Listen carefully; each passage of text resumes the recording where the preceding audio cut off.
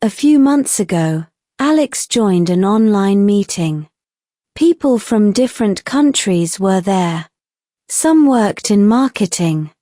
Some worked in design. Others worked in technology. Everyone had to introduce themselves. The meeting started. One by one, people spoke. Most introductions sounded the same. Hi, my name is John. I'm a software engineer. Nice to meet you. Then the next person spoke. And the next. Almost everyone used the same style. Alex listened carefully. When it was finally his turn, he smiled. He did not want to sound different. But he wanted to sound clear. He wanted people to remember him. So he said, "Hello everyone. My name is Alex.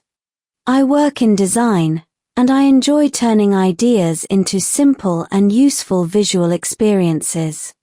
I enjoy creative work, learning new skills, and meeting people with different ideas. I'm excited to be here and learn from all of you. Thank you for your time." The room became quiet for a moment. Then a few people smiled. One person nodded. After the meeting, 2 people sent him a message. They wanted to connect with him. Alex was surprised. He did not use difficult English. He did not try to impress anyone. He simply shared who he was and what he enjoyed doing. Later, he realized something. A good introduction is not about using big words. It is about helping people understand who you are and giving them a reason to remember you. Thank you for listening to this story. If you enjoyed it, please like this video.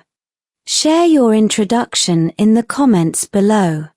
And don't forget to subscribe to Story to Speak for more simple English stories.